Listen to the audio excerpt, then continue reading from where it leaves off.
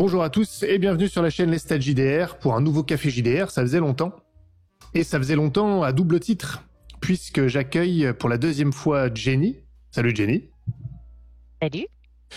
Pour rappel, pour ceux qui ne suivent pas, on t'avoue, Jenny est venue une première fois il y a plusieurs mois maintenant, pour un Café JDR dont le sujet principal était les émotions en jeu de rôle, comment les gérer, etc. Enfin, c'est une vidéo qui avait eu pas mal de succès, donc je vous invite à aller l'écouter. Et donc, Jenny nous revient en version 2.0, si j'ose dire. Ah ouais, à ce point-là. Bah écoute, en tout cas, c'est ce qu'on va essayer de voir aujourd'hui, puisque la thématique du jour, Jenny était, je te laisserai bien sûr revenir là-dessus après, mais pour synthétiser un petit peu, Jenny était une rôliste, disons débutante, en tout cas c'était tes propres termes, il y a plusieurs mois. Voilà, et depuis, bon, t'as pas mal joué, etc. Encore une fois, on va revenir là-dessus, et je trouvais ça intéressant de te réinviter parce que justement, je voulais voir au fil de ces mois où il y a quand même eu une certaine densité de jeu, je voulais voir quelle était l'évolution, comment on passe de rôliste débutante à rôliste complète. Et il y a pas mal de choses à explorer à ce titre-là. Clairement, et déjà je te remercie pour le terme rôliste complète parce que quand même je garde une petite expérience comparée aux dinosaures qu'il peut y avoir dans ta communauté. Faudrait que je lance le générique de Jurassic Park. Non, mais écoute, c'est vrai que rôliste complet, je pense qu'on l'est assez vite. En réalité, quand on pratique souvent, c'est vrai que pour moi, un rôliste complet, c'est un rôliste qui joue souvent, qui touche, qui est en tant que joueur et aussi en tant que MJ. On y viendra, hein, parce que ça a été quelque chose qui s'est produit durant cette année jeu de rôle. Également, après, encore une fois, t'inquiète pas, je vais te laisser développer, mais on va pas faire semblant pas te poser la question, comment ça va, etc. Parce que depuis qu'on s'est parlé sur le Café JDR, on s'est quand même parlé pas mal en off, soyons honnêtes. Voilà. Clairement, donc, clairement. on passera les formalités d'usage. On s'est même, pour ceux qui savent pas, donc on s'est même rencontré à Octogone avec ton cher et tendre d'ailleurs. Donc, on a partagé pas mal de parties. Enfin, il s'en est passé des choses depuis. Donc voilà, si ça vanne, ne vous inquiétez pas, c'est normal. On se connaît un peu maintenant, il n'y a rien d'insultant. Il y a un passif. Il y a un passif.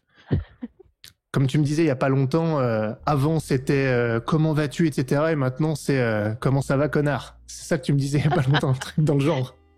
C'est ça, c'est exactement ça. Ah voilà, c'est l'ambiance. Bon, écoute, je vais te laisser la main, j'ai commencé, et je vais dire un truc, on va commencer de manière très ouverte.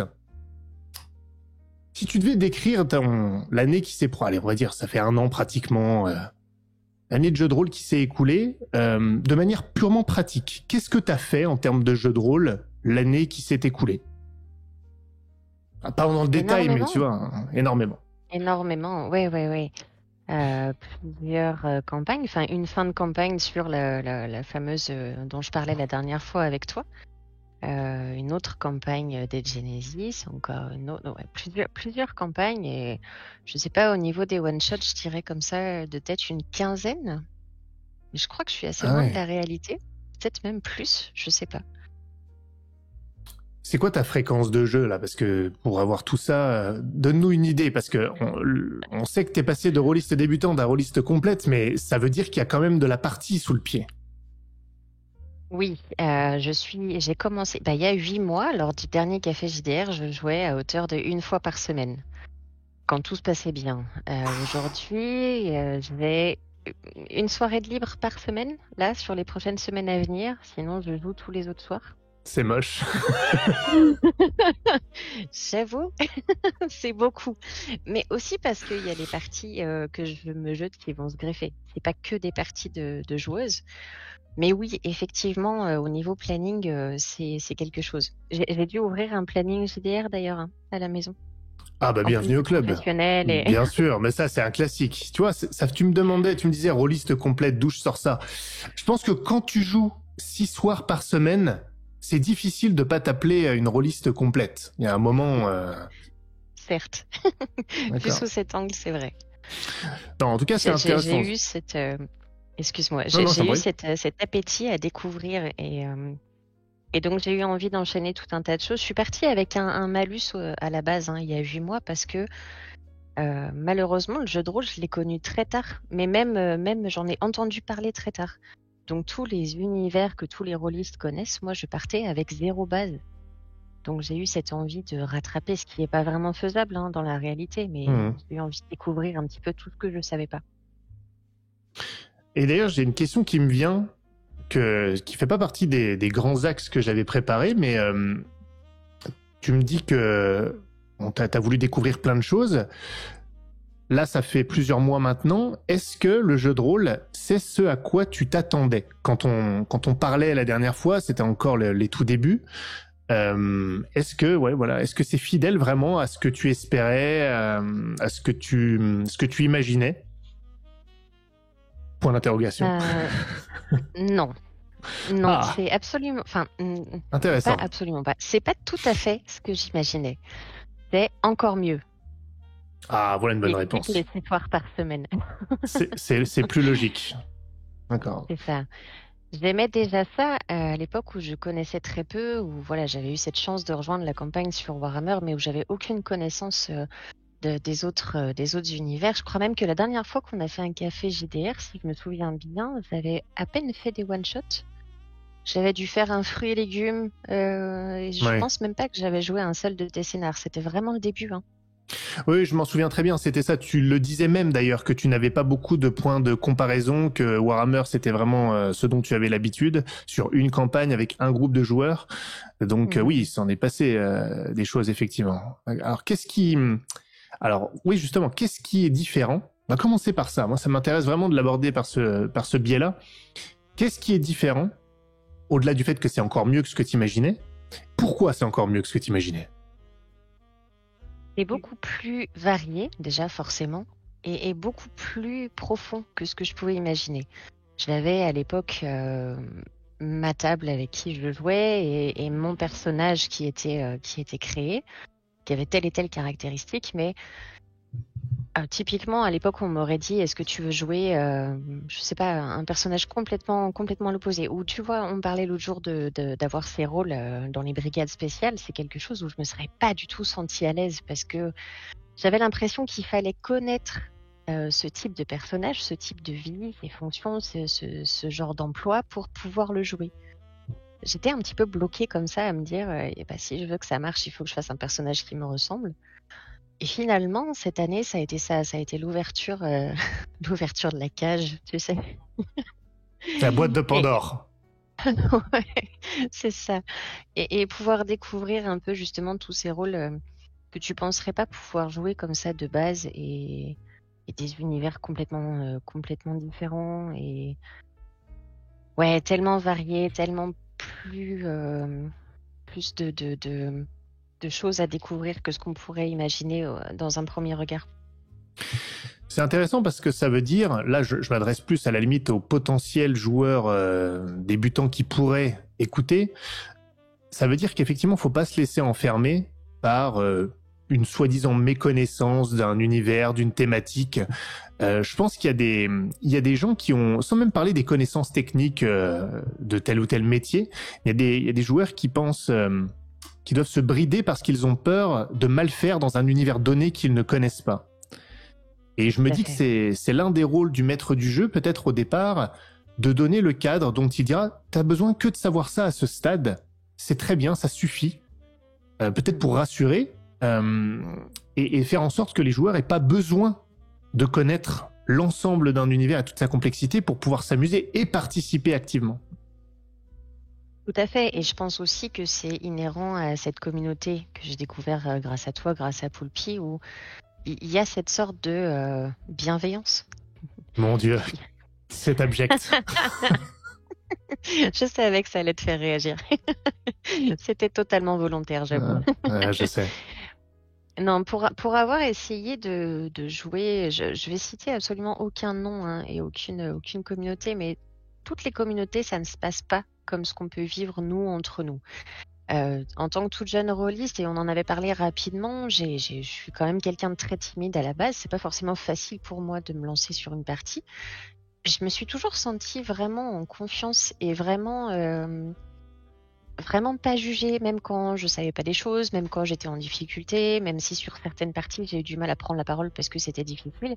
En aucun cas je me suis sentie ni rabaissée ni jugée. Et ça y joue pour beaucoup aussi.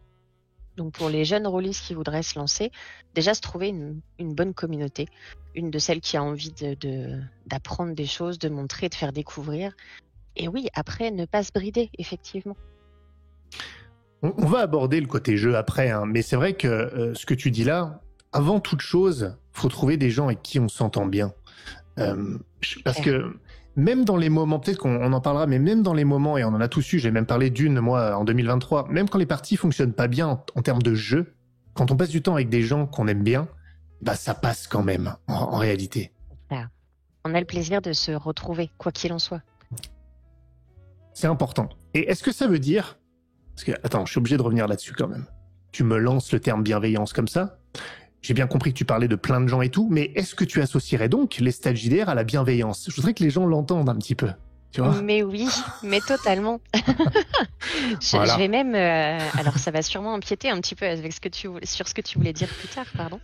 Mais j'ai même eu la chance que tu te proposes, je t'ai même pas demandé, à me coacher sur mes premiers scénars de MJ. Ah oui. En connaissant mon caractère, en connaissant le fait que j'allais revenir en arrière 45 fois, que j'allais changer d'avis toutes les 10 minutes. Et pourtant, tu t'es proposé, tu t'es sacrifié même, tu as sacrifié ta place de joueur. Donc oui, forcément que Merci de le dire. la communauté, les stades JDR est bienveillante. Ça, c'est Là, clair. les gens le voient pas, mais j'ai les bras en croix et je commence à avoir du sang qui coule de mes avant-bras. J'aime bien, c'est que tu n'exagères jamais. C'est ça qui est génial avec toi. Non, c'est la pondération. La pondération. Tout à fait. Non, on en reparlera d'ailleurs de ce côté-là. On en parlera un peu plus tard, je pense, mais effectivement, tu as passé le cap justement dans cette première année, donc assez vite. En plus, ça c'est un élément sur lequel on reviendra. Donc on l'oublie pas, c'est prévu au programme. Mais on va essayer de faire les choses un petit peu dans un ordre logique. Mais effectivement, la communauté, c'est vraiment important. Quand t'es arrivé sur le Discord de Poulpi, on s'est bien marré assez rapidement. Tout le monde d'ailleurs, avec plein d'autres. Oui. T'as parlé à plein d'autres gens aussi que je côtoyais plus ou moins moi-même. Donc ça, c'est vraiment... moi, je suis assez d'accord là-dessus, c'est important. Et d'ailleurs, je me permets de faire le pont entre ce que tu dis et ma chaîne. J'en ai parlé dans mon bilan récemment. Moi, l'objectif principal de la chaîne au départ, c'était ça. C'était un prétexte pour que ça serve un peu de plateforme sur laquelle rebondir pour rencontrer des gens, rencontrer dans un premier temps virtuellement pour discuter, et puis pour certains, j'ai pu les rencontrer en vrai, dont toi, et il y en a que ça devient des camarades de jeu fréquents, réguliers, d'autres ça devient des amis, comme toi et Fob. Donc je veux dire, c'est vraiment important, et on va pas se rouler dans la bienveillance pendant toute la vidéo, parce que ça commence vraiment à me faire mal. Non, on va se tacler à un moment, vous inquiétez pas. Voilà, il y a un moment... Mais bon, c'est vrai que j'imagine que c'est un point important. C'est peut-être pour ça que tu as commencé à jouer aussi souvent. Est-ce que tu n'as pas un trop-plein, cela dit ? J'ai décidé que, en tout cas pour l'année à venir, j'allais ralentir. Ça, c'est sûr. J'ai pas encore un trop-plein, mais j'ai pas envie d'y arriver. Et puis, la vie continue, parallèlement au jeu de rôle, forcément. Donc, il y a aussi d'autres choses à gérer, d'autres organisations. Voilà, la vie privée doit garder sa place importante aussi. Et j'ai eu cet appétit de rencontrer, de découvrir plein de choses, de rencontrer des joueurs, de rencontrer des MJ. Et je sais que maintenant, je vais lever le pied un petit peu. Et il va falloir que le rythme ne soit plus épuisant, en tout cas. Bon, en tout cas, tu as eu clairement l'enthousiasme du débutant rôliste qui se rend compte que c'est encore plus génial que ce qu'on imaginait, si on doit résumer cette première partie. Tout à fait. Alors là, je t'ai demandé un peu que tu nous dises ce que tu avais fait d'un sens purement pratique sur cette année. On a vu qu'il y avait campagne, one-shot. Je pense que je reviendrai là-dessus pour te poser des questions plus précises sur les différences que tu as pu ressentir à cet égard. Mais je vais poursuivre par un sujet peut-être encore large. Si tu devais retenir quelque chose, un seul truc, allez, disons, ça va peut-être être dur, mais vu la densité du nombre de parties et tout ça, un seul truc de cette année de jeu de rôle, ça peut être un souvenir, ça peut être une partie, ça peut être un concept, ça peut être des relationnels. C'est vraiment hyper large, ou ça peut même être, un adjectif pour définir ton année rôliste. Peu importe, si tu devais retenir un truc qui caractériserait cette année-là. Waouh, c'est dur. Un seul truc, c'est horrible. C'est Bah, un horrible. truc, Il y a pas eu des forcément un milliers de mot, choses. mais bah écoute, je vais t'autoriser. Je sais que t'es un peu limité pour trouver des réponses rapidement comme ça, donc je vais t'autoriser plusieurs choix. Tu vois, si tu peux utiliser plus de mots, si ton vocabulaire le permet, je veux bien. C'est gentil, les stats, je te remercie. J'essaye de me concentrer sur ta question en même temps, donc je peux même pas reprendre de voler la vanne, mais C'est j'arrive. l'objectif. D'accord, je t'attends. Je sais que t'es toujours un peu lente à cet égard, donc. Merci. Merci de faire en fonction de mes handicaps, c'est gentil. Euh, C'est la bienveillance qui me caractérise, tu connais. Tout à fait, tout à fait. Écoute, ça restera quand même sous la sensation de cette découverte, que ce soit au niveau des personnes, des univers, le fait de faire des one-shots, le fait de moi-même me découvrir mes capacités de rôliste sans dire qu'elles sont extraordinaires, mais voilà, de ce que j'étais capable de donner. Il y a eu un gros travail sur les émotions, hein, forcément, on y revient parce que c'est quand même de ça que tout est parti. J'aurais beaucoup de mal à restreindre sur un terme, c'est pas possible. Non, mais la découverte, ça sera très bien. Ça me permet d'ailleurs de rebondir là-dessus. Tu as dit quelque chose. Tu as dit, ça m'a permis de voir là où je pouvais, tu l'as pas articulé comme ça, mais là où je pouvais briller. C'est pas le terme que tu as utilisé, mais en tant que rôliste, et là où je le pouvais moins. Justement, qu'as-tu découvert à cet égard-là en tant que rôliste? Quelles sont tes qualités qui ont pu émerger rapidement? Et quelles sont celles qui t'ont causé peut-être plus de difficultés ou qui t'ont retenu dans le fait de prendre vraiment autant de plaisir que possible sur ce loisir? Alors mes qualités, ça va être compliqué parce que je sais toujours pas comment est-ce que je peux être invitée à des tables, mais Ah, faut dire, c'est vrai que t'en as assez peu, faut les trouver, quoi. C'est complexe.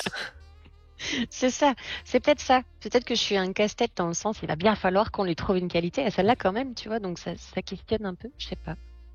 Je me suis beaucoup attachée à essayer d'améliorer le RP et en tout cas à calmer cette timidité encore malgré tout. Tu vois, il y a 8 mois, j'avais un discours de dire oui, cette timidité, je vais travailler et tout ça. Oui, jusqu'à ce qu'on me change d'univers, effectivement. Dès qu'on m'a mis, voilà, dès que je me suis mise, pardon, dans le jeu de rôle, bah forcément, la timidité est revenue au triple galop parce que c'était de l'inconnu.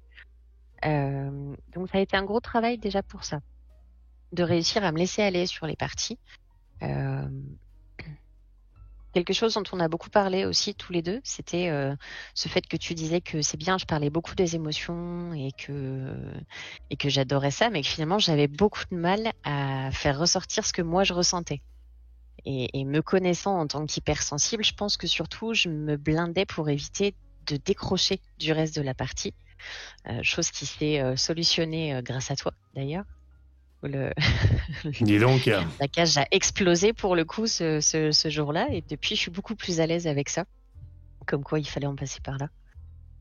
Alors, explique-toi un peu plus parce que là les gens vont quand même se poser la question. J'ai rien fait d'extraordinaire, hein. Mais c'est vrai qu'on en avait discuté, mais. Sur un des scénarios que où tu m'as fait jouer, effectivement, j'ai pris toutes les émotions en pleine gueule. Il n'y a pas d'autre terme. Et j'ai pu les laisser ressortir parce que d'habitude effectivement tu me disais que j'absorbais beaucoup, que j'étais capable de renvoyer des émotions mais pas les miennes, et ce qui est pas faux. Je pense que je me mettais une sorte de sécurité pour pas me laisser envahir, dans le sens pas perdre ma concentration sur ce qu'on était en train de faire jusqu'à Comet où là je pense que j'ai pas eu le choix en fait. C'était tellement trop que mes émotions m'ont dit allez chut, c'est bon, on va faire le travail. Comet qui est le nom du scénario, hein. Juste je précise pour les auditeurs, un de mes scénarios, un de mes one-shots. Mais c'est vrai parce qu'on en a beaucoup parlé, mais je vais quand même l'exprimer parce que je pense que c'est intéressant pour les gens qui nous écoutent. C'est vrai qu'on avait fait cette vidéo en plus où on parlait des émotions et en fait tu m'as surpris par 2 fois en réalité. La première fois, je l'ai déjà dit, j'en ai reparlé d'ailleurs quand j'ai dit que notre café JDR c'était un de ceux que j'avais vraiment retenu parce que tu te définissais comme quelqu'un d'extrêmement sensible. Voilà, qui ressent beaucoup les émotions. Quand on avait discuté dans le café JDR, je t'avais trouvé extrêmement pragmatique lorsque tu exprimais ça, une forme de maîtrise et je cherche le terme, assez rationnel. Et tu m'avais dit à l'époque. Il y a ça, mais il y a autre chose, c'est une capacité à à voir de manière objective la manière dont tu es, une sorte de distance qui te permet de t'observer, etc. Et donc ça, c'est d'une certaine manière, c'est un peu à l'opposé d'une personne qui est esclave de ses émotions. Donc j'ai vu que tu étais très émotionnel, mais sans être esclave de ça. Et cette surprise s'est renouvelée en jeu de rôle quand on a joué plus par la suite, et justement à la suite de cette vidéo, quand j'ai été MJ sur 2 tables sur lesquelles tu as joué. Donc si je ne dis pas de bêtises, on a commencé par section C, donc qui est de l'horreur intense immédiate, et on a suivi ça par le bateau blanc, qui est de l'horreur plus progressive, sur fond de drame familial. Donc quand même le côté émotion. Et ce qui m'a surpris, c'est qu'effectivement, tu allais beaucoup vers les autres personnages. Tu étais assez proactive dans le roleplay, ça c'est un fait indéniable, mais tu ne laissais rien paraître des émotions qui étaient les tiennes. Si bien que, au début, et c'est pour ça qu'on en a parlé aussi, et je l'avoue, hein, et je t'en ai déjà parlé, je ne savais pas si ça te marquait, en fait, si ça t'accrochait, en gros, si tu te faisais chier ou pas, pour parler très clairement.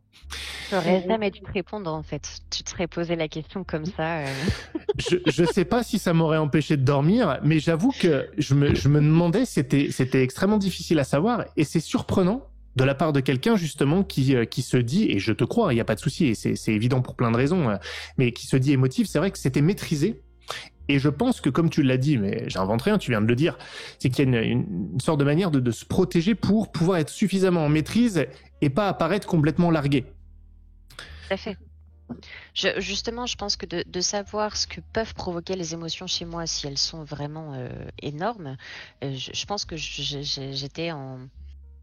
j'avais une appréhension que ça me fasse décrocher. Donc vraiment, je me blindais. Et puisque c'est de l'inconnu, je savais pas ce que ça allait pouvoir donner si je laissais cours à mes émotions. Donc c'était soit ça allait être super et j'allais pouvoir partager ce que je ressentais, ou soit ça allait complètement me sortir et du RP et du scénario, et quitte à me retrouver complètement à la ramasse et plus savoir ce qu'on était en train de faire.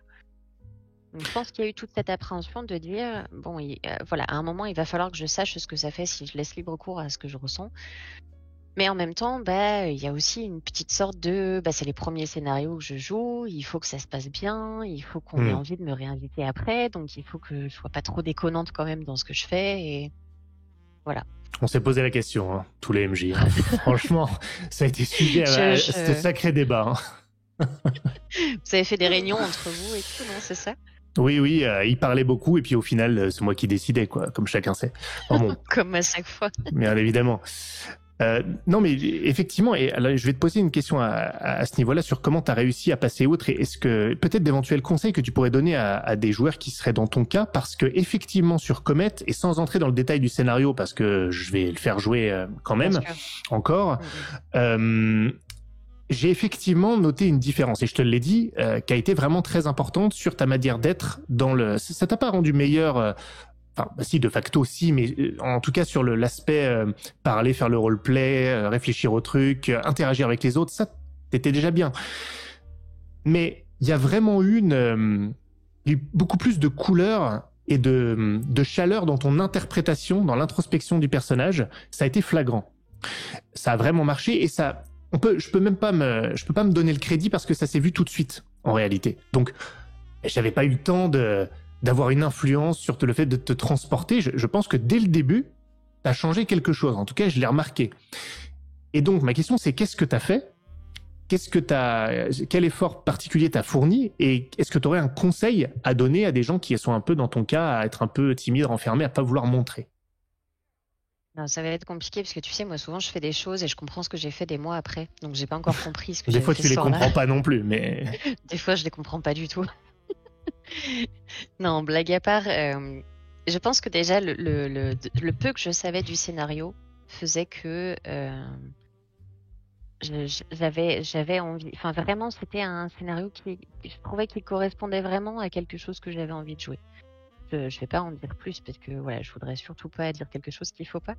Mais le peu que je savais au démarrage m'intriguait beaucoup et déjà me disait waouh, ça va être quelque chose de très intense.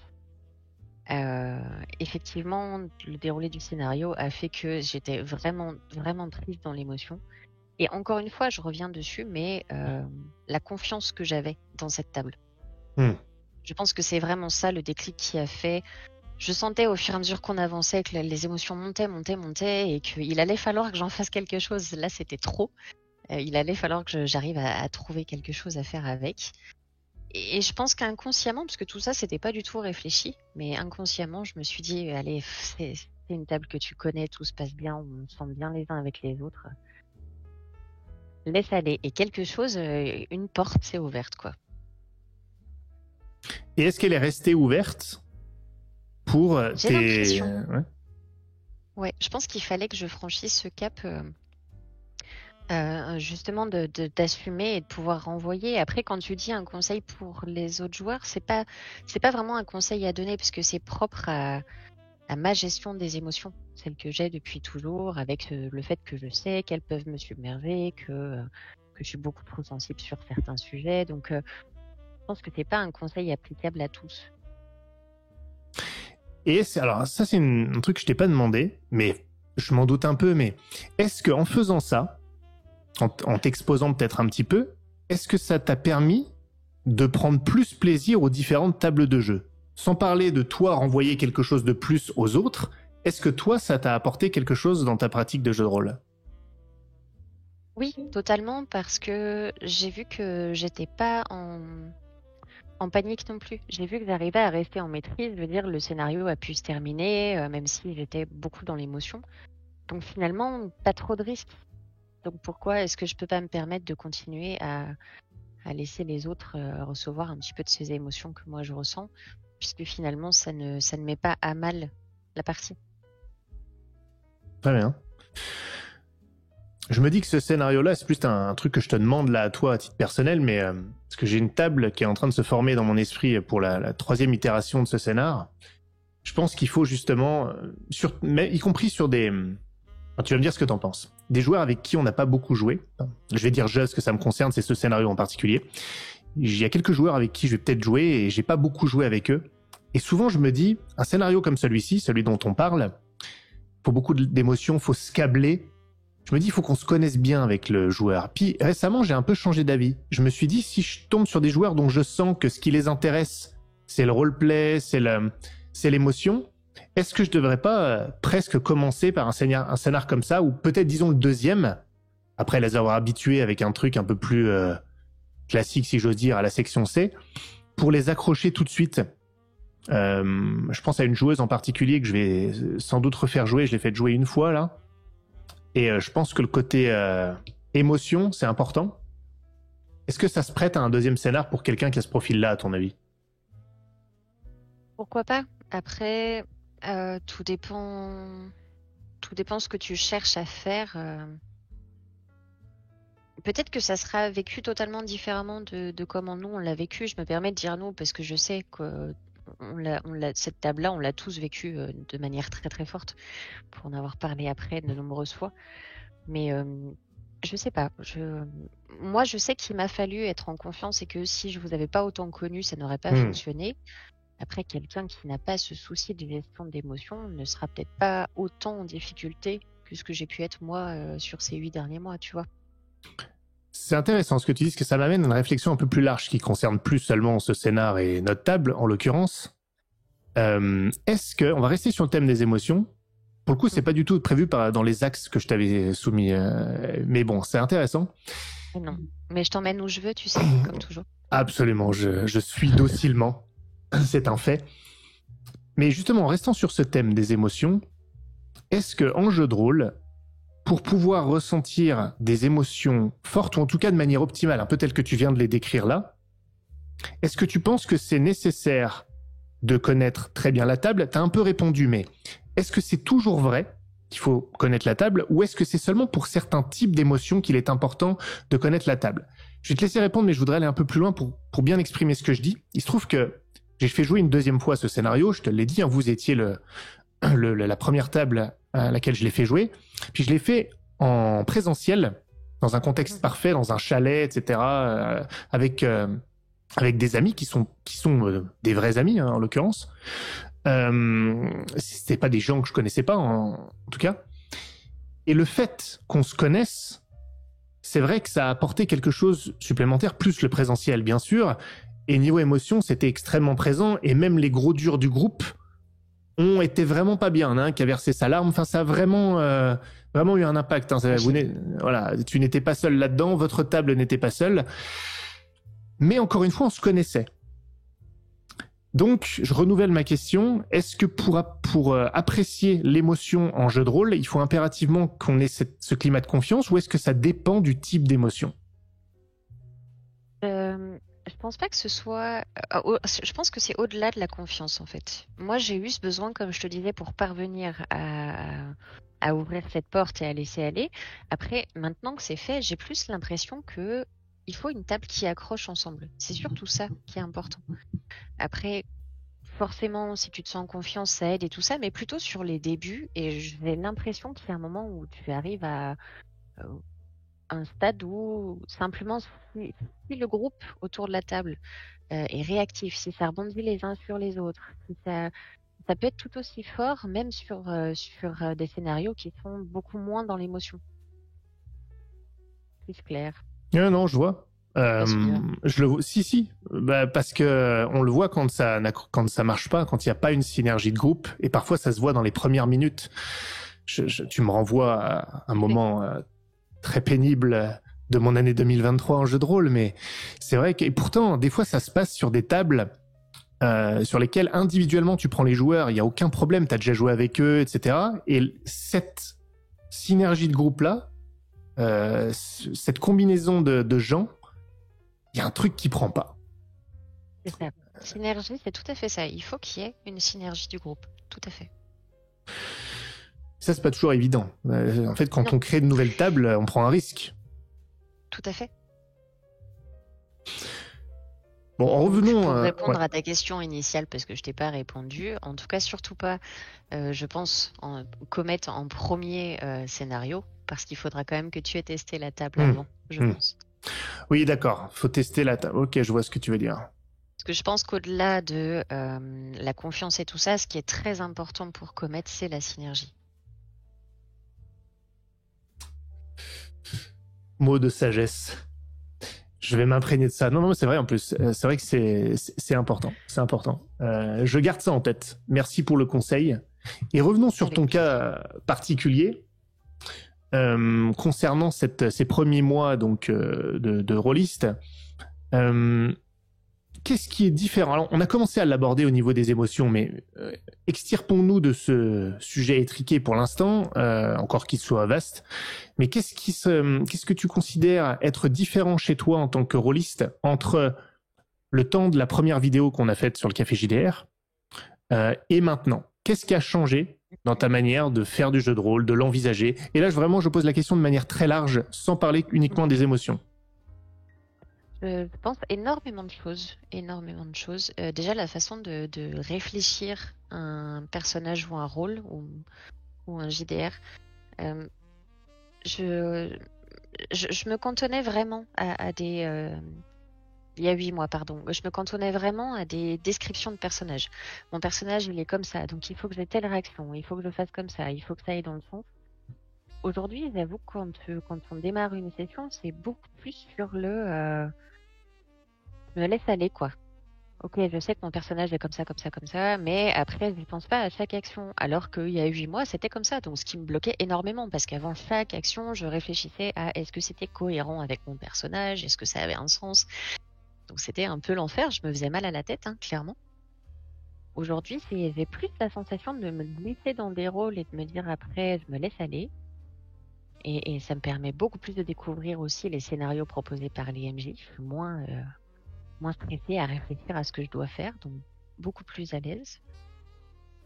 Et puis, je trouve que, j'ai vraiment l'impression que le JDR, finalement, c'est pas une science, c'est pas, il n'y a pas vraiment à découvrir tous ces univers, cette pression que je me mettais en me disant, oh là là, je suis un bébé rôliste, je connais rien, je vais jamais pouvoir m'adapter à un scénario, parce que c'est plus une gymnastique de l'esprit, je trouve. On va prendre l'habitude de justement se mettre dans l'action, se dire il est en train de se passer ça, qu'est-ce que je pourrais faire, analyser assez vite finalement ce que dit le MJ pour pouvoir en ressortir des actions. C'est plus une gymnastique de cerveau que vraiment un savoir-faire. Je suis en train de réfléchir. Ça donnerait du crédit à quelque chose que je prône pas mal. Et je dis pas ça pour m'attirer le crédit, mais tu vas me dire ce que t'en penses justement, parce que pour moi ça correspond. Avant, tu te laissais beaucoup, enfin c'est ce que je te cite pour l'instant, si j'interprète bien, tu te laissais beaucoup parasiter par, à la limite, ce qui ne t'était pas présenté dans le scénario, c'est-à-dire l'univers autour. Pour comprendre ce qu'il vient de me dire, il faudrait que je sache ce qu'il y a en amont alors que le MJ en a pas parlé. Et c'est là où je me dis, vraiment le MJ il a un rôle, et en particulier quand il est avec des débutants, mais le joueur aussi a un rôle dans le fait d'accepter ce que va lui dire le MJ, parce que le MJ va lui donner, c'est un peu ce que je disais tout à l'heure, le cadre nécessaire, et vraiment leur dire, écoute, ça suffit. T'as pas besoin de connaître tout le reste autour. Ça, c'est ce qui va être important pour l'histoire qui se déroulera, d'une manière ou d'une autre d'ailleurs. Et t'as pas besoin d'aller piocher à l'autre. Et je pense que c'est une manière d'être un peu plus ciblé, qui pour autant ne va pas forcément casser la liberté du joueur, mais ça va lui cibler son cadre. Et je pense que ça risque de moins l'égarer que si on lui explique tout un univers en amont avant de commencer la partie. Je sais pas ce que t'en penses. Exactement. Et le fait de préciser, tu as juste ça à savoir, je pense que ça enlève une pression de se dire, ouf, il n'y a pas des choses que je suis censée connaître et que je connais pas. Quand vraiment tu n'as aucune idée des univers, tu vois, tu as cette question qui se pose de te dire, est-ce qu'il n'y a pas quelque chose qui est en train de paraître logique à tous les joueurs sauf à moi? Je ne connais pas du tout l'univers. Si le MJ en début de partie te dit tu as juste ça à savoir et le reste n'a aucune importance, alors tu pars beaucoup plus sûr de toi. Est-ce que ça te pousse à poser plus de questions au maître du jeu quand tu n'as pas ces réponses en amont? Maintenant que tu sais que ça t'aide et que tu as besoin juste d'un cadre, est-ce que ça te pousse à poser plus de questions, ou c'est plutôt le contraire? Même si tu as l'impression qu'il te manque quelque chose, tu considères que non, c'est ce que je dois savoir, et donc tu poses moins de questions au maître du jeu? J'aurais tendance à poser beaucoup moins de questions qu'il y a 8 mois en arrière. Mais je pense que c'est aussi par le fait que maintenant j'ai plus peur de me laisser porter par les rôles. Et je me dis, au pire des cas, s'il y a quelque chose que j'ignorais, bah tant pis, mon personnage l'ignorait. C'est pas dramatique. D'accord. Il y en a qui, dans le chat, qui ont les oreilles qui sifflent. Et pas forcément à raison, d'ailleurs, pour une fois. C'est assez rigolo. Ah, j'ai pas lu. Il y en a qui se sentent concernés par ce qui se dit. Pour le coup, c'était pas le cas. C'est assez drôle. Ah, je taquine. Je ne l'aimerais pas pour cette fois. Ouais, non, mais c'est vrai que ça veut dire que donc t'acceptes plus une proposition qu'avant, parce que avant, à la limite, t'étais trop stressé ou pas assez en confiance pour accepter simplement la proposition de départ sans aller décortiquer dans tous les sens. Oui, j'accepte plus facilement, en tout cas, de me laisser porter. D'accord. J'y vais beaucoup plus en confiance en me disant, bon, de toute façon, on verra, et puis si le MJ dit ça, c'est qu'il y a que ça à dire, quoi. Je suis beaucoup plus... Après, par la connaissance aussi. Je veux dire, j'ai joué plusieurs fois, que ce soit avec toi, que ce soit avec la plupart des MJ, en fait, qui proposent des parties. Donc, tu finis par savoir aussi un petit peu comment se comporte chaque MJ. J'allais rebondir là-dessus parce que la personne dans le chat, donc c'est Rosanne, pour le citer, j'allais rebondir parce que finalement, en réfléchissant, c'est vrai que tu viens un peu de répondre. Est-ce que lorsque tu connais le maître du jeu, lorsque tu as joué plusieurs fois avec lui, donc c'est une réflexion qui vient de lui, là ça vient pas de moi d'une certaine manière, je prends exemple là-dessus, ça m'inspire cette question. Est-ce que tu vas poser plus de questions à un maître du jeu que tu connais pas, justement parce que tu ne sais pas comment il pense et ce que son manque d'informations ou son trop plein d'informations peut vouloir dire, ou est-ce que non, au même titre, tu vas choisir de lui faire confiance totalement et tu verras bien? Aujourd'hui, j'en suis à ça, en tout cas, de me dire je fais confiance et je verrai. Il n'y a rien qui empêche d'en rediscuter à la fin, il n'y a rien qui empêche non plus d'envoyer un petit message privé si vraiment je me dis, ça m'est jamais arrivé, hein, mais si un jour je me dis, oh là là, je suis complètement perdue, j'ai rien compris à ce que je devais faire, il n'y a rien qui m'empêche de le faire en cours de partie. Et peut-être que de pas se stresser à mort avant la session permet aussi, en posant pas justement moult questions, et comment ça va se passer, et ça, qu'est-ce que je dois faire, et ça, d'être beaucoup plus naturel aussi dans son jeu et d'apprécier d'autant plus. Si tu te mets un carcan de personnages en te disant oh là là non il faut que je fasse ça, ou même d'univers, il faut que je fasse ça comme ça parce que ça je sais pas, parce que ça je sais pas, tu passes ta session à réfléchir en fait plutôt que jouer. Alors il faut réfléchir en jouant, mais pas trop non plus, enfin pas que ça en tout cas. T'as dit un truc sur le fait de pas s'enfermer dans un personnage, et ça, moi, c'est un truc en tant que maître du jeu, je vois encore souvent à différentes tables, et je dis en tant que maître du jeu parce que c'est plus en tant que maître du jeu que je peux ressentir le problème que ça peut causer. En tant que joueur, à la limite, c'est moins important. De joueurs, justement, qui, au lieu de réfléchir, une fois qu'ils sont dans l'histoire, au lieu de réfléchir... Je sais que pour certains, ça va être une hérésie, ce que je vais dire, mais au lieu de réfléchir à la manière dont ils ont envie de réagir, ils vont réfléchir à que ferait mon personnage. Ah ouais, là, c'est pas cohérent qu'il fasse ça. Et j'ai pas plein de joueurs que j'aime bien qui font ça. Hein. Je précise qu'ils le font encore. Et parfois, c'est cohérent de le faire, mais pas, à mon avis, pas lorsque ça devient une sorte de frein et où tu commences à réfléchir en dehors de ton personnage, c'est avec une sorte, un peu à la troisième personne. Oui. Je dis pas que c'est pas bien. Regardez ce qui se passe. C'est ça. Je vois exactement la sensation et c'est quelque chose que je faisais beaucoup.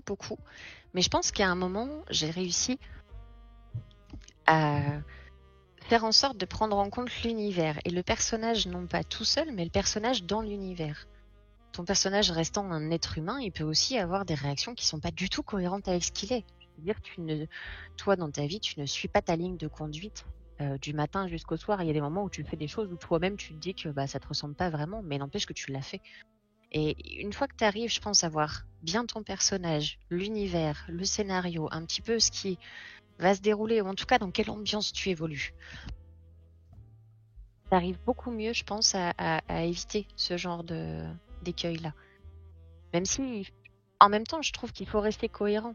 Tu vois, si tu joues un gros dur, tu vas pas aller t'apitoyer sur le sort de ton collègue. Suivre une même lignée, mais prendre en compte aussi que tu joues des humains, enfin des humains ou autres, suivant les univers, mais tu joues des personnes.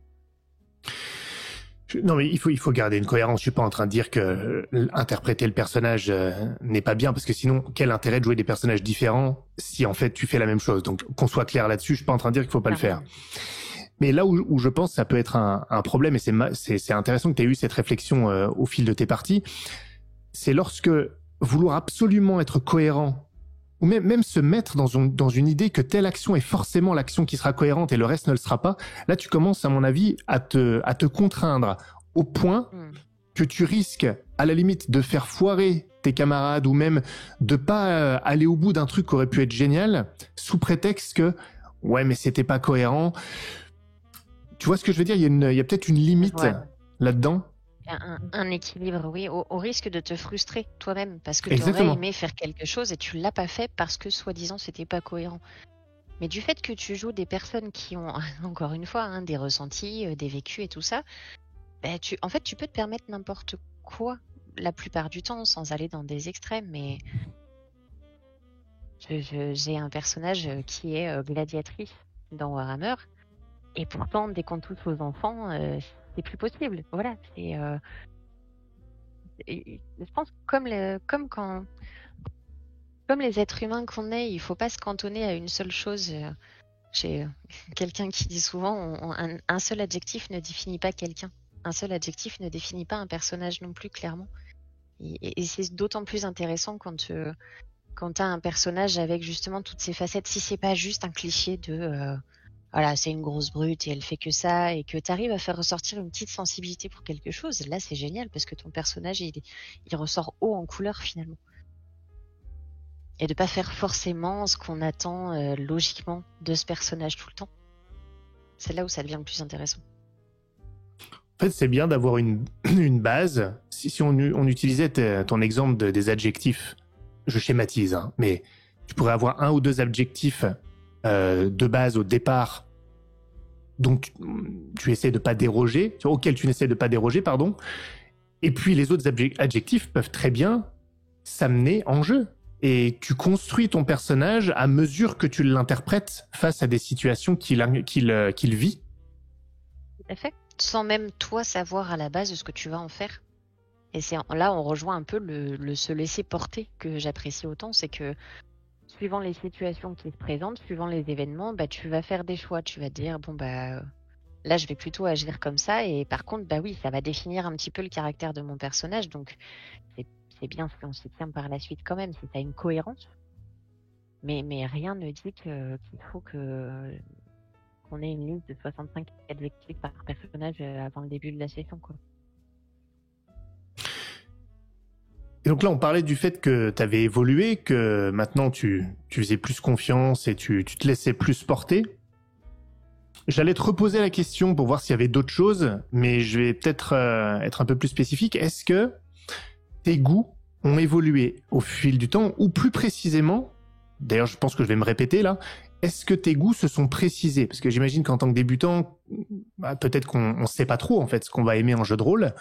Est-ce que là, tu as pu, au fil des mois, te forger un peu une idée de ce à quoi tu aimes jouer, ce que tu aimes dans le jeu de rôle, et je sais pas, t'orienter en fonction de ça?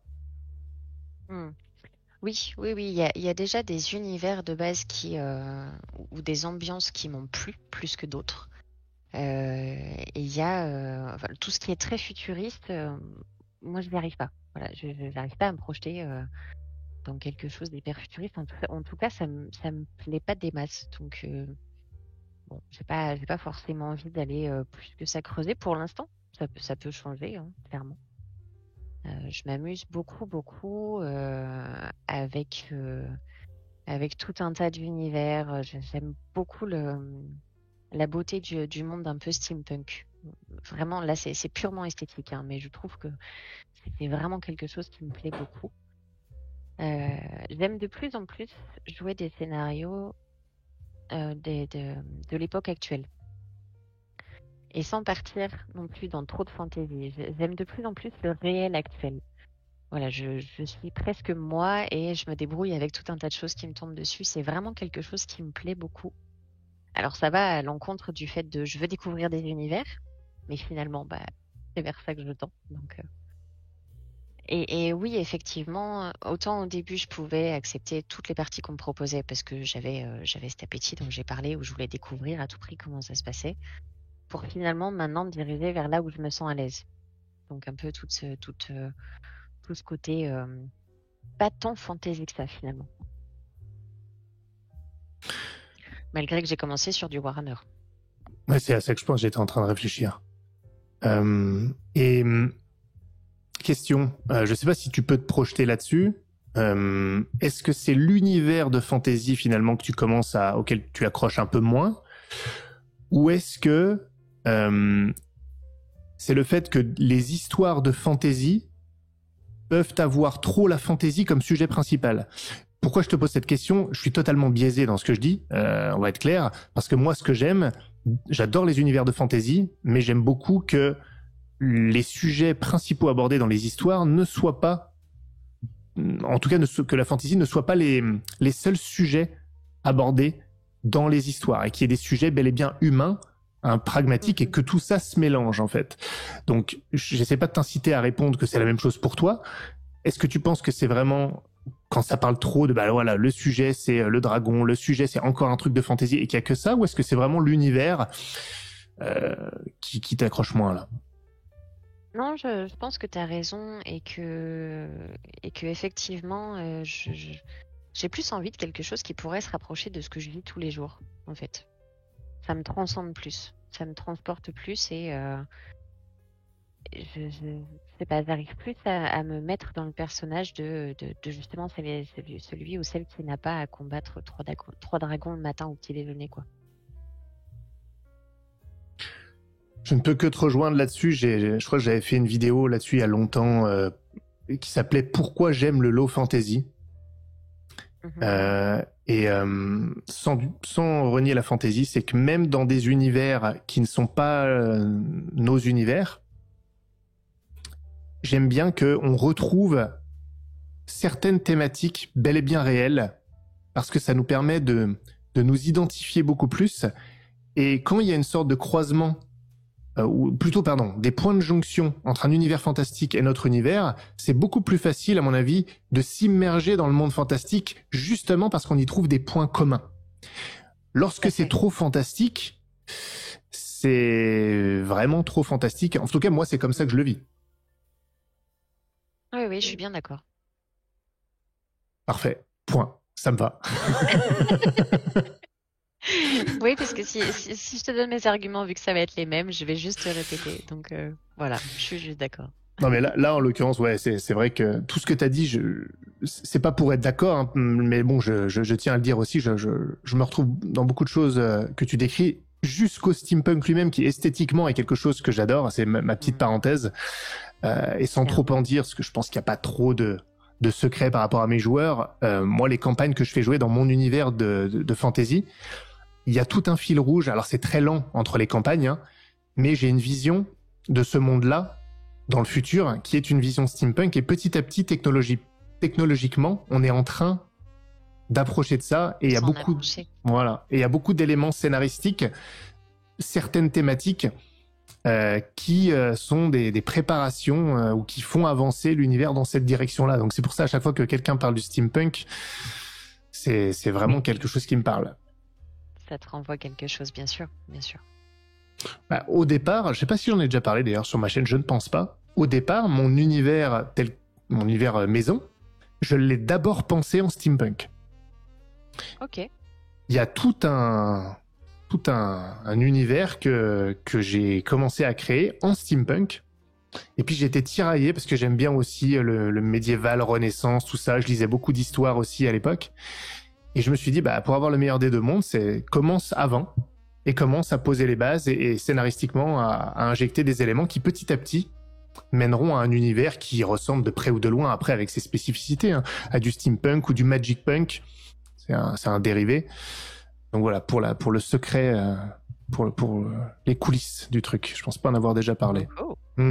Révélation ce soir. Bah, si t'as vu le dernier générique quand même de ma prochaine campagne, il y a quand même un petit quelque chose qui commence à émerger là. Tout à fait. C'est ce que je t'ai dit tout de suite, je crois d'ailleurs. Effectivement. Ouais. Magnifique générique d'ailleurs. Je te remercie. Très, très gros boulot.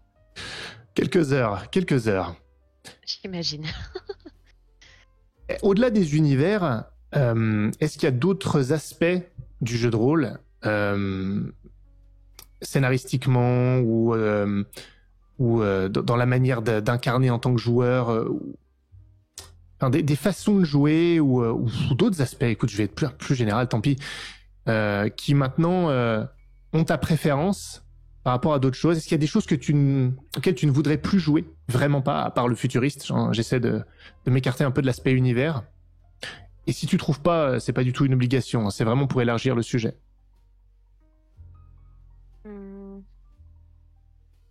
J'ai de plus en plus de mal, on m'a proposé quelques parties, et j'ai de plus en plus de mal à jouer autre chose que des humains. On m'a proposé de jouer des demi-orques, tout ça, et alors peut-être que ça va avec le fait que l'univers full fantasy, j'ai envie de m'en détacher un petit peu. Je pense que ça suit ça. Mais ma préférence, ça serait ça, partir sur des personnages humains, justement, que je peux un peu posséder et essayer de faire vibrer comme moi j'ai envie de le faire. Maintenant que c'est une gestion de mes émotions aussi sur le jeu de rôle. Sinon, non, j'ai pas encore de barrière pour ça. Oh, je parlais pas forcément de barrière, en fait. On pouvait l'aborder par ce biais, mais aussi par des choses vraiment qui te font particulièrement vibrer. Mais je vais quand même rebondir dessus, parce que l'humano-centré, comme quoi, j'ai l'impression qu'il y a quand même des similitudes entre mon parcours de jeu de rôle et le tien, en tout cas dans l'approche, dans les goûts. Parce que moi aussi, alors ça remonte maintenant, mais j'ai commencé à me détacher. Moi qui adorais la fantaisie et tout quand j'étais plus jeune, Seigneur des Anneaux et puis toutes sortes de fantaisie, les races non humaines, j'adorais les nains, un truc de dingue. J'ai créé plein de personnages différents, même quand je jouais pas, parce que j'étais MJ. Et je sais pas, avec la maturité que j'ai acquise dans la pratique du jeu de rôle, et je dis pas qu'on n'est pas mature quand on aime la fantaisie et les races non humaines, hein, c'est pas ce que je dis, mais en tout cas, ma maturité à moi, dans mon parcours, j'ai préféré aussi l'humano-centré. Et l'un des jeux de rôle, moi, que j'adore, des univers que j'adore, c'est Warhammer. Et j'ai été MJ extrêmement longtemps. Et je l'adore justement parce que dans toute cette fantaisie, En plus, il y a 2 Warhammer. Il y a Warhammer Battle et il y a le Warhammer, le jeu de rôle des origines. Et c'est quand même pas la même chose. Même si malheureusement, le jeu de rôle, je trouve, s'est rapproché du Battle au fil de ces différentes éditions. Mais ce que j'aimais, c'est qu'il y avait de la fantaisie et pour autant un peu de la crasse. C'est que, comme tu disais, on était des personnages qui n'étaient pas grand-chose. Et au bout d'un moment, je me suis fait une réflexion. Je me suis dit, mais quand on joue des elfes, des nains, des hobbits, on joue toujours un peu les mêmes nains, les mêmes hobbits, parce que on peut pas s'empêcher de jouer un stéréotype de la race non humaine. Et si on le fait pas, on se dit, en fait, quel intérêt de jouer cette race non humaine? Alors que l'humain c'est beaucoup plus accepté, la versatilité de l'être humain est beaucoup plus acceptée en jeu de rôle et on peut tout jouer. Exact. Effectivement, je pense que tu mets le doigt sur quelque chose parce que c'est un peu ça que je ressens, la liberté. T'es un être humain, tu peux envisager tout type de caractère, tout type de morphologie, tout type de comportement, d'allégeance. Alors que c'est vrai que sur les autres ethnies, c'est un peu plus compliqué. Ou alors tu vas passer pour soit le joueur qui a voulu choisir un nain et qui connaît rien au nain, soit le nain dans l'histoire qui est pas du tout cohérent avec ses habitudes. Ouais, c'est ça. Même quand on essaye de faire des races non humaines de les incarner différemment du stéréotype, justement, ça colle plus trop. Et on se dit, mais pourquoi pas faire un humain finalement à la place? Même dans beaucoup de jeux de rôle, même les caractéristiques chiffrées des humains, souvent c'est l'entre-deux, c'est la moyenne, c'est la référence. Je sais pas si t'as remarqué. C'est vrai. Et les variations, c'est les races non humaines. Donc finalement, c'est déjà humano-centré d'une certaine manière. Oui. Tu vois ce que je veux dire? Tout à fait. Pendant longtemps, dans les campagnes Warhammer, moi, ce que je faisais, c'est que mes joueurs jouaient des humains. Je faisais quand même intervenir des races non humaines et autres que des monstres dans le jeu, de temps en temps, mais très rarement, et c'était toujours des PNJ. Okay. Parce que là, il y avait moins de problèmes, finalement, à en faire un stéréotype plus ou moins fort de la race, parce que il y en avait qu'un. Il n'y en avait qu'un exemplaire, et il était là symboliquement pour représenter cette race non humaine. Ah, c'est le nain de la campagne. Ah. Oui. Donc c'est différent. Et puis finalement j'ai créé mon univers sans race non humaine et humano-centré complètement. Donc je te rejoins là-dessus. Et au-delà de l'aspect émotion dont on a parlé longuement tout à l'heure, est-ce que dans ton parcours, là, ces quelques mois, est-ce que tu as été confronté à des choses difficiles, des défis, des choses que tu as dû relever? Et encore une fois, on a déjà évoqué cet aspect montrer un peu plus tes émotions. Est-ce qu'il y a eu d'autres choses? Je pense que ça a quand même été le défi principal de par mon passif personnel, tout ça, c'était un sacré défi. La timidité aussi, parce que malgré tout, c'est pas rien. Je fanfaronne beaucoup sur les Discord, mais donc c'est à l'écrit, c'est facile. Après, de devoir lancer sur une table, c'est autre chose. Après, Non, je pense que les défis ont surtout tourné autour de ça, et je me suis lancé plusieurs fois des défis aussi à aller jouer un petit peu en dehors de ma zone de confort. Comme je disais tout à l'heure, c'est différent, parce qu'il n'y a pas... C'est sympa de jouer avec des joueurs que tu connais pas du tout, des MJ que tu connais pas du tout, mais il n'y a pas ces petites habitudes. Il n'y a pas ce terrain un petit peu fertile à faire émerger des choses sympas. Je pense que le principal défi, c'est ça, le manque de sommeil.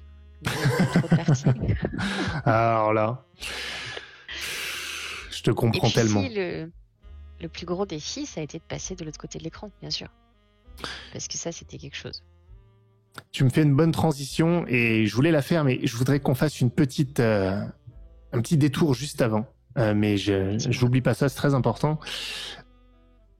Est-ce que tu as vécu différemment les campagnes et les one-shots? Parce que tu as joué beaucoup de one-shots, tu as joué quand même quelques campagnes, tu es encore en train d'en jouer d'ailleurs. D'ailleurs, demain, on joue ensemble. Oui, c'est un fait. Notre MJ nous écoute d'ailleurs, donc j'espère qu'il est prêt au combo gagnant qui arrive. Mais J'espère que toi, t'es prêt, parce que si je me souviens bien, t'avais un rôle central auprès de tous les joueurs pour demain. Oui, d'accord. Ok. Ça y est. Ouais. Oui, je pense qu'on ne citera pas le MJ et ses allusions douteuses. Mais effectivement, j'aurai un rôle central au sens littéral du terme. Mais oui, est-ce que tu abordes différemment? Est-ce que ça t'apporte quelque chose de différent? C'est une question un petit peu évidente, mais les campagnes, les one-shots, est-ce que tu as une préférence? Qu'est-ce que tu aimes dans l'un et dans l'autre? Aujourd'hui, j'ai une préférence. Alors, c'est marrant parce que justement, je réécoutais rapidement le dernier café JDR qu'on a fait ensemble, hein, histoire de me souvenir un petit peu de ce qu'on avait pu dire. Et on était parti sur une conclusion que l'émotion était forcément plus grande sur une campagne parce qu'on avait plus de temps à passer avec nos persos. Mmh. Et aujourd'hui, je suis plus du tout d'accord avec ça. Absolument pas. Parce que quasiment tous les one-shots que j'ai faits, je trouve que c'est un petit peu comme si l'émotion d'une campagne était condensée. On va tellement à l'essentiel, on vit tellement les moments forts. Même si ça dure qu'une soirée ou parfois deux, je trouve qu'on ressort vraiment presque essoufflé, décoiffé par les émotions, quelles qu'elles soient, hein, que ce soit la colère, le stress. Je parle pas que du moment, le moment émotion où on verse la larme, loin de là. Et finalement, les campagnes, j'aime ça. J'aime le fait de créer mon personnage, de le voir évoluer, de le voir se transformer. Mais au vu de l'investissement que je peux avoir aussi par rapport au one-shot, pour moi, c'est devenu beaucoup plus compliqué aujourd'hui de tenir une campagne. Déjà parce que c'est beaucoup plus récurrent. Et j'ai cette envie de session éclair, quoi. On se pose un soir, on vit ce qu'on a à vivre et dans 3 heures ou au pire demain soir, c'est fini. De plus en plus. Je trouve que le côté court, le côté très intense, est beaucoup plus appréciable finalement qu'une campagne longue où on ne sait jamais vraiment quand est-ce que ça va finir. Je pense que je vais appeler Fob parce qu'il faut surtout pas qu'il écoute ce genre de truc. J'espère que ça ne s'applique qu'au JDR, ce que tu es en train de raconter. Sinon, je vais le prévenir. Uniquement au JDR. Ouais, je vois très bien ce que tu veux dire. Je vais essayer de pas trop m'étendre parce que moi c'est un sujet qui me passionne et je saurais pas trop comment répondre de manière courte. D'ailleurs c'est vrai pour tout, mais alors pour ça en particulier. Je réfléchis mais je vais quand même te dire deux choses. C'est vrai que je compare à ma dernière campagne qui a été un des événements pour moi de 2023 et pour ma table de joueurs aussi. Plein d'émotions parce que ça s'est construit dans le temps et vraiment le facteur temps a eu un impact et on a pu construire des choses beaucoup plus complexes qu'on aurait pu le faire sur un one shot. Pour autant, il y a eu un pic d'intensité aussi à notre table sur Comet. On en a parlé sur d'autres one shot aussi, mais celui-là en particulier, c'est pas pareil. Je crois qu'il y a eu un pic d'intensité sur Comet en one shot justement, absolument comme tu le disais. Mais je vais faire un parallèle qui est complètement qui sort de nulle part. Je pense que tout le monde adhérera pas à ça. C'est comme en sport, un sportif de haut niveau. Je sais pas, sur une période courte de sa carrière, il peut marcher sur l'eau et être meilleur que n'importe quel joueur de l'histoire, mais sur une courte période. Pour autant, est-ce que c'est le meilleur joueur de tous les temps ou est-ce que c'est celui qui a été peut-être un tout petit peu moins intense, mais pendant 10 ans? Eh ben, j'ai un peu le même... Bon, c'est bancal, hein. J'en ai parfaitement conscience. Mais tu vois, entre la campagne et le one-shot... C'est pas mal, effectivement. Voire même pour simplifier, entre une course d'endurance et un sprint. Je trouve que c'est vraiment ça. Le côté one-shot à ce côté, où même toi, en tant que joueur, tu sais que t'as pas vraiment le temps. Et en même temps, tu veux faire du RP. Et en même temps, tu veux comprendre. Et en même temps... Mais tu sais aussi que l'heure tourne et que t'as pas toute la nuit devant toi. Et je trouve que ça met une sorte de chrono non physique, juste une sensation, tu sais, d'avoir une horloge pas loin de la tête et tic-tac. Et j'aime bien sous pression en tout cas. Bah, je pense que ce qui peut d'ailleurs, ça m'invite à une réflexion, mais le risque, l'erreur qu'on pourrait faire parfois, c'est d'aborder un one-shot, en tant que MJ, hein, j'entends, de l'aborder, de construire ces one-shots comme des campagnes.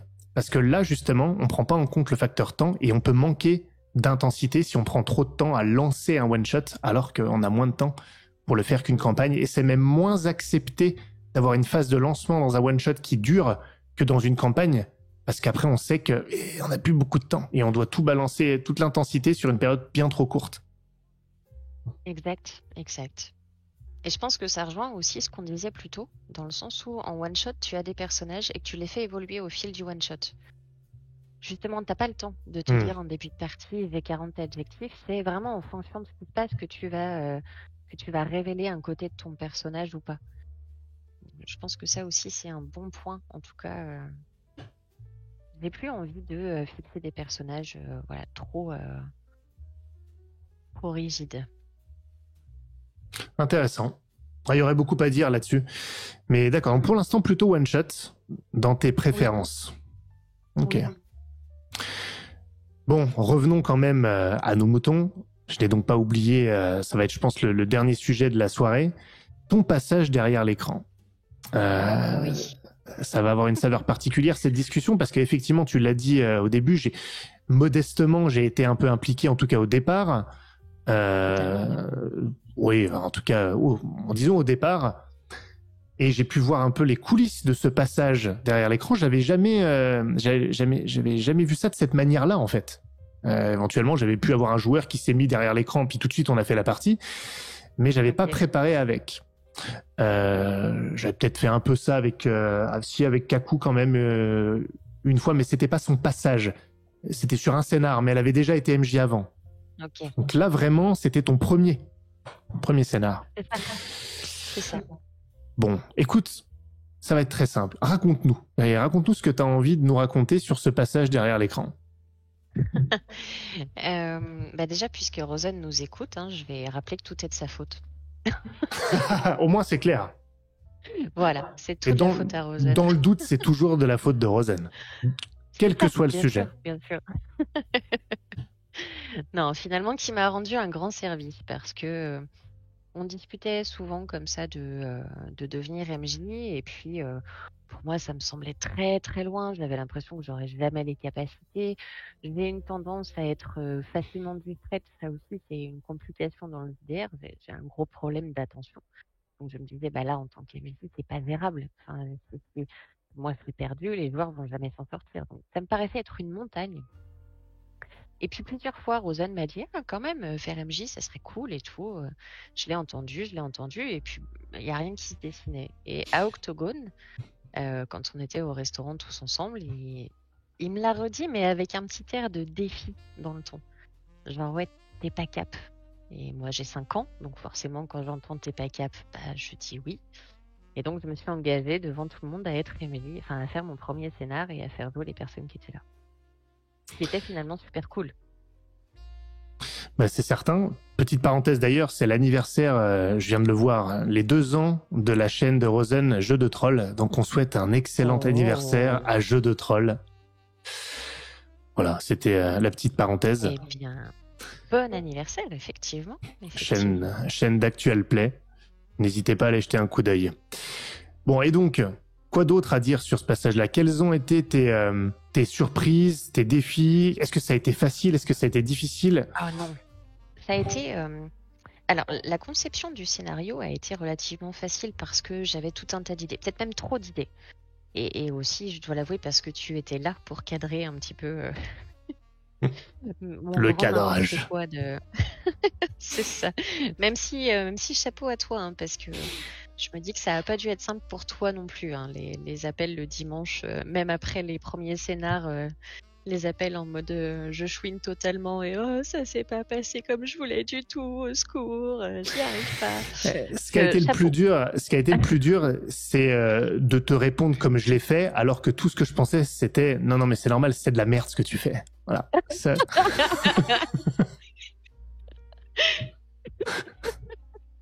Elle était magnifique. Je l'ai pas vu. Voilà, reprise de volée. Je m'incline. Pardon, je te laisse poursuivre. Je t'en prie. Oui, donc ça a été forcément difficile. C'était réellement un défi. Et puis, il faut dire que ma première table, il n'y avait que des grands joueurs et MJ, donc c'était super impressionnant. Mais encore une fois, ça s'est super bien passé parce que parce que beaucoup de bienveillance, beaucoup de retours derrière qui étaient construits. C'était pas seulement du ah j'aime ou j'ai pas aimé. Voilà, j'ai eu droit à beaucoup de détails qui m'ont permis de réadapter. La construction du scénar, même bien avant de le faire jouer, ça a été pour moi hyper intéressant. Je suis quelqu'un qui adore écrire depuis des années, donc là j'ai découvert une nouvelle façon de faire les choses, même si voilà plusieurs fois tu as dû me dire attention, c'est pas un roman, attention, c'est pas une nouvelle, il faut que tu sois vigilante à ça. Donc très bel exercice qui m'a apporté, là je l'ai fait jouer 4 fois déjà. C'est la 5e vendredi. C'est la dernière pour le moment. Et super. Est-ce que ça évolue entre la première fois et là? Parce que moi, je les ai pas vus. Hein. J'ai été là pour la première. J'ai écouté un peu la deuxième, une partie de la deuxième. Je crois que j'avais même fait des retours là-dessus. Après, j'ai pas écouté. Donc, qu'est-ce qui a changé? Qu'est-ce que tu as fait évoluer?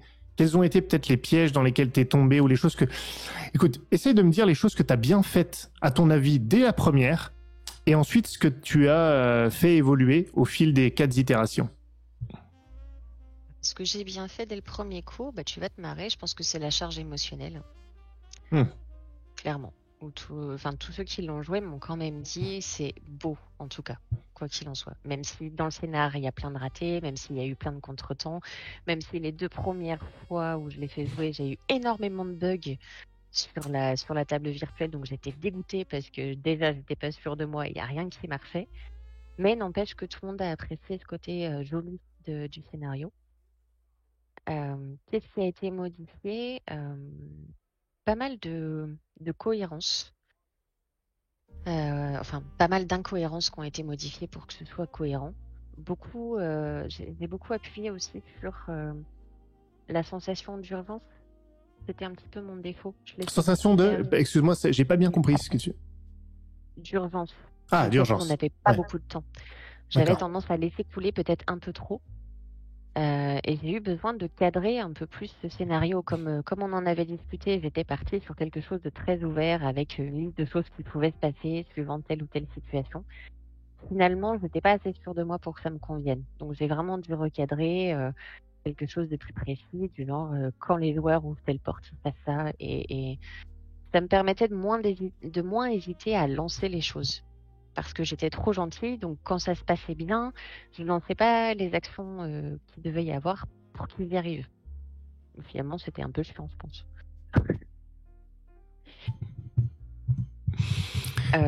Voilà, la fin aussi a été changée pour être un peu plus étoffée, qu'il y ait un peu plus de réponses aux petits mystères qui peuvent se caler dans le scénario. D'accord. Et le ton de voix, j'ai beaucoup travaillé sur mon ton de voix qui a été mis en avant plusieurs fois. J'ai une voix qui est assez monocorde, j'ai un peu de mal à mettre du ton. Donc j'ai beaucoup travaillé sur ça et j'y fais très attention. Alors c'est pas encore exceptionnel, mais il y a quand même une sacrée différence avec avant. Ah, le ton de voix, c'est un truc, j'en ai déjà parlé, le ton même de voix de manière générale, c'est l'implication du MJ et d'une certaine manière, les gens aiment pas quand je dis ça, mais ça te donne un axe, ça te dit comment tu devrais te sentir sans être une injonction. Et si le MJ n'emploie pas ce ton-là, tu vas avoir du mal à ressentir autre chose que le ton qu'il te renvoie. Et quand il y en a pas, tu auras du mal à ressentir quelque chose. Je pense que c'est un des éléments les plus importants et les moins vus d'un MJ à l'autre. Je me permets de le dire dans tous les MJ que j'ai pu voir. Je pense que s'il y a un truc qu'on voit vraiment peu, c'est cette implication, ces changements de ton en fonction de la situation. Donc je pense que c'est un bon chantier, le fait que tu te sois concentré là-dessus et que tu l'aies déjà amélioré. Il y a encore beaucoup de travail de nature. J'ai une voix assez basse. Une voix qui marche bien pour les berceuses, on me le dit souvent. Hein, voilà. Le problème, c'est qu'il faut que j'évite d'endormir mes joueurs en plein one-shot, quoi. Voilà. T'imagines quelqu'un qui te fait ce débrief à la fin, t'as fait jouer un scénar et ta voix, c'est de l'ASMR, en fait. Et donc, là... C'est ça. Donc, j'ai rien compris à l'action et j'ai ronflé pendant 3 heures. Génial, merci. D'accord. Et est-ce que tu as d'autres axes de progression ou même pas si c'est le terme que je recherche, mais dans ton prochain scénar, qu'est-ce que tu vas, sur quoi tu vas te concentrer? Est-ce que tu le sais déjà? Oui, je le sais déjà. Je vais surtout me concentrer sur réussir à faire que ce soit plus, plus conséquent. Là, ce scénario, je l'aime beaucoup. C'est mon premier. Voilà, j'ai une petite affection particulière. J'y ai passé beaucoup de temps. Hein. J'y ai passé énormément d'heures. Surtout que j'ai changé 40 fois d'avis, donc je l'ai réécrit tout un tas de fois. Mais j'ai vraiment envie de faire quelque chose de plus conséquent et de réussir potentiellement à vraiment tenir les joueurs en haleine. Là, on m'a beaucoup dit sur Plongée Acrylique que voilà, c'était sympa, qu'on ressentait des émotions, que c'était intéressant, que c'était original. Ok, c'est super, c'est de très beaux compliments et j'en suis ravie, mais je veux quelque chose qui soit plus prenant pour la suite. Le grand défi des one-shots. Tenir en haleine. Non, mais en jeu de rôle, je trouve que c'est être tenu en haleine en tant que joueur. C'est l'expression est parfaite, je trouve. C'est vraiment être pendu à ce que dit le MJ, à ce qui se passe, aux autres joueurs et vraiment être en plein dedans et ne pas pouvoir attendre de savoir ce qui va se passer après qu'on ait fait ça ou ça, d'essayer d'interagir, d'avoir son impact. Exactement. Vouloir voir la réaction, qu'est-ce que j'ai provoqué, Clairement, j'ai vraiment envie de créer ça. Et j'ai envie de rester par contre dans des univers que j'entends pas beaucoup. Ça aussi, on parlait des conseils aux nouveaux joueurs. Écoutez de l'actual play. Je m'en suis gavée toute l'année, vraiment, tous les matins. J'écoute des parties et vraiment, ça aide beaucoup. Et finalement, j'ai envie aujourd'hui de faire des scénars qui sortent de l'ordinaire, des choses qu'on voit pas souvent. Voilà, comme Plongée Acrylique, je pense qu'il n'y a pas beaucoup de scénars qui se font sous l'eau. C'est quand même relativement rare. Et envie de continuer sur cette lancée où même si la MJ est un bébé MJ et pas terrible, on va quand même aller voir parce que le scénar a l'air original. Tu vois, c'est une façon d'attirer du monde. Non, c'est un bon truc. C'est un bon truc. Je pense que avoir la clé, si tu veux aller vers l'originalité, alors c'est juste une réflexion qui me vient, hein, c'est effectivement d'avoir un contexte original,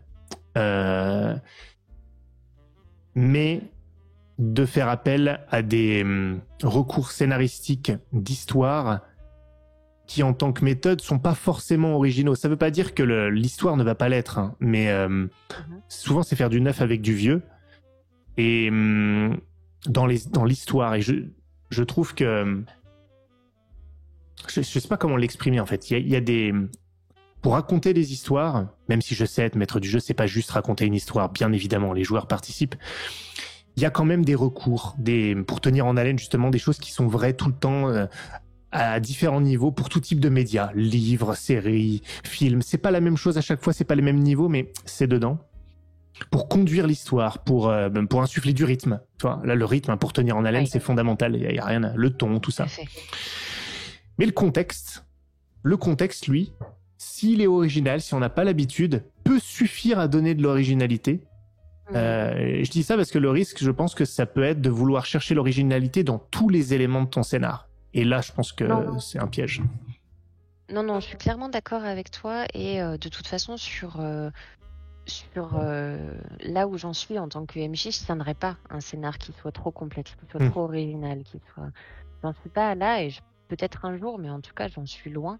Et c'est vraiment comme tu dis l'univers, le contexte où j'ai envie de faire des choses qu'on n'a pas déjà jouées 40 fois. Ouais. Mais non, au contraire, j'ai tendance à faire des choses relativement simples et je pense que je vais rester à ça pour l'instant.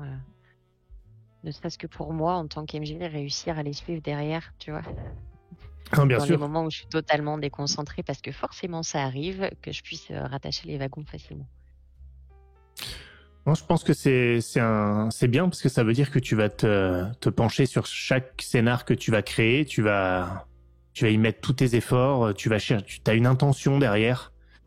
Et je t'avoue, je me retrouve beaucoup là-dedans. Tu vois, mes one-shots, quand je crée un one-shot, je t'en ai déjà parlé, mais je peux pas me dire, tiens, je crée un one-shot vite fait pour la prochaine session. Non, ça sera toujours un one-shot dont j'ai envie qu'il puisse faire partie du répertoire des one-shots que je propose. Donc, faut trouver, je sais pas si moi je le qualifierais, pour moi en tout cas, je cherche le truc original ou autre, en tout cas je cherche le truc. Ah, ce one-shot, c'était ça. Et qu'il y ait l'élément qui ressort, une thématique, un recours scénaristique, un truc.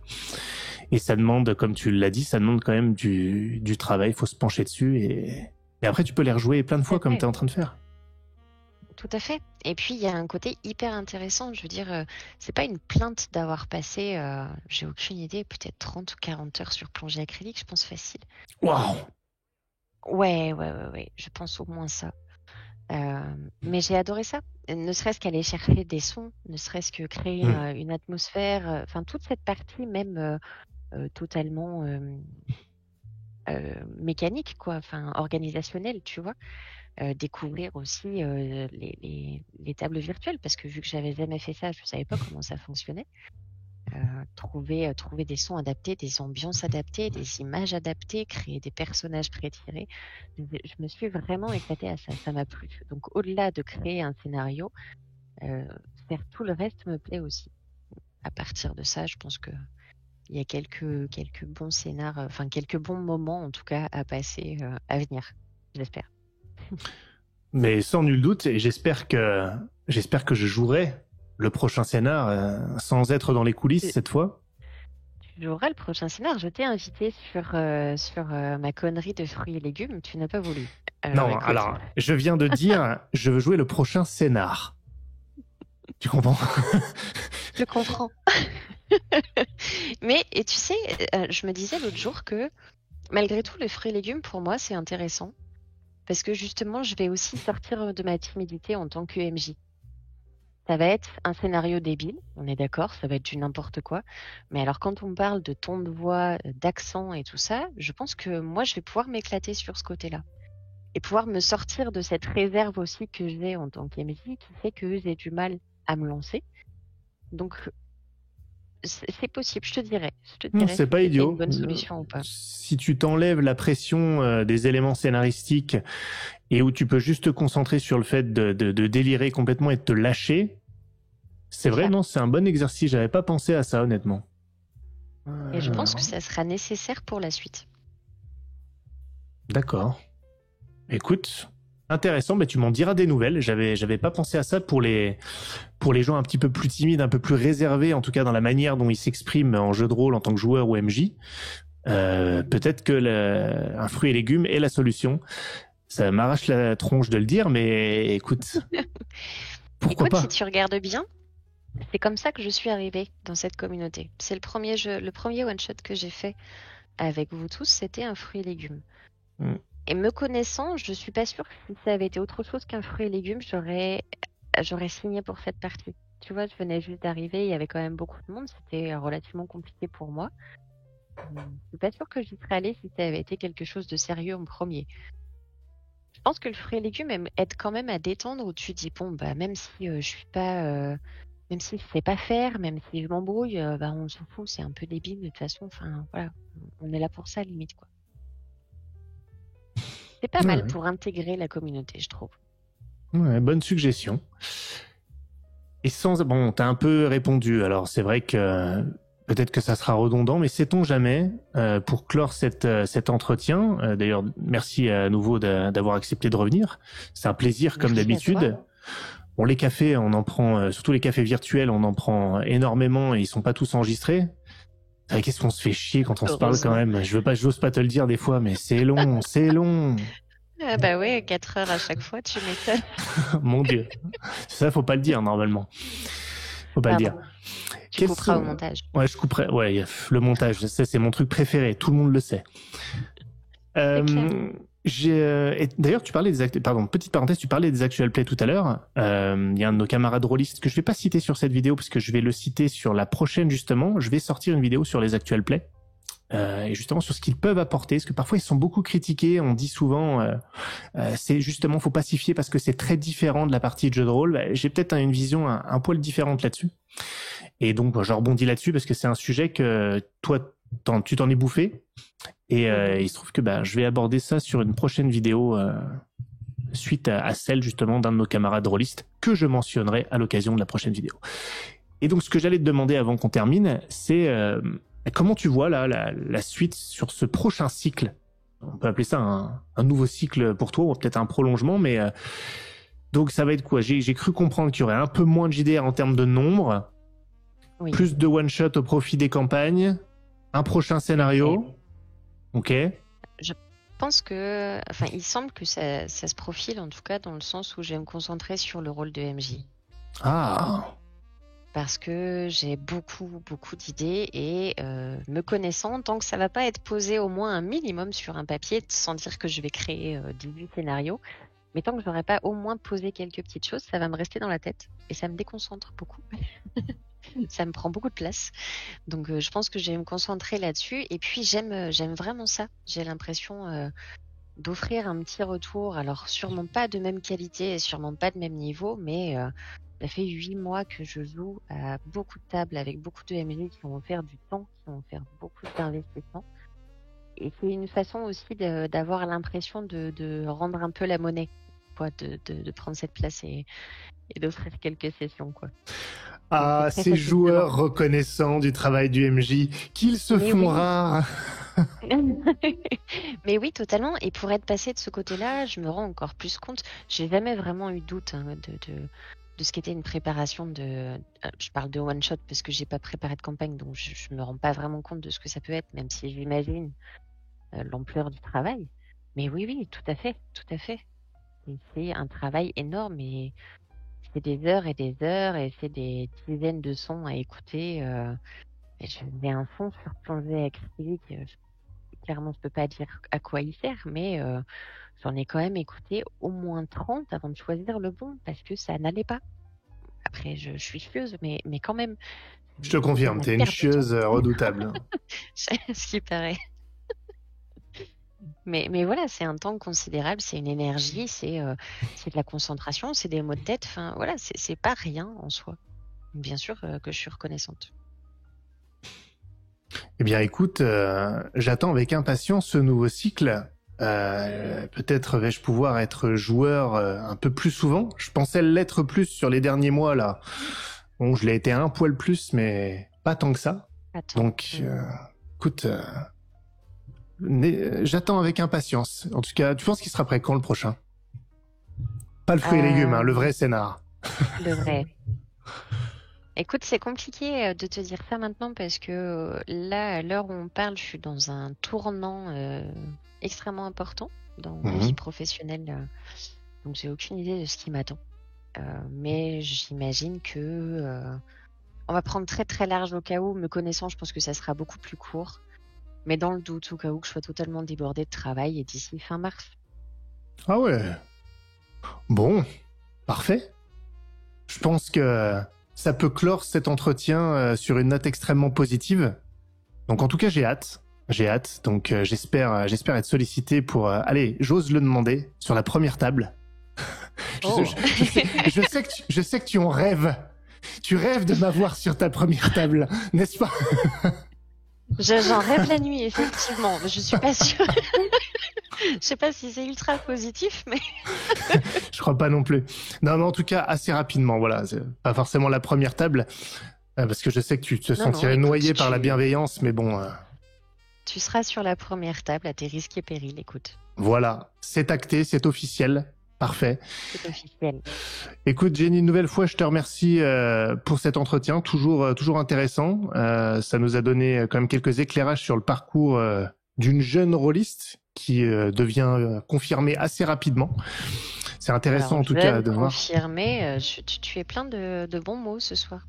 Mais après, une fois qu'on aura arrêté l'enregistrement, je vais te demander un truc, j'ai besoin d'un service. Donc c'est pour ça que je... C'est pour ça. Okay, absolument. Okay. Je me disais que c'était bizarre. J'étais presque inquiète. J'allais te demander si t'avais de la fièvre. Non, ne t'inquiète pas. Tout va très bien. Tout va très bien. Oui, voilà. Bah écoute, j'ai hâte de voir tout ça. Les auditeurs, écoutez, j'espère que ça vous aura intéressé. Je n'en doute pas trop. En tout cas, cette conversation, moi, m'a intéressé. Si ça vous a plu, si ça vous a inspiré, n'oubliez pas le petit pouce bleu, abonnez-vous à la chaîne si vous n'y êtes pas déjà, vous devriez l'être, c'est très important. Et quoi qu'il en soit, je vous dis à très bientôt pour la prochaine vidéo. Salut à tous.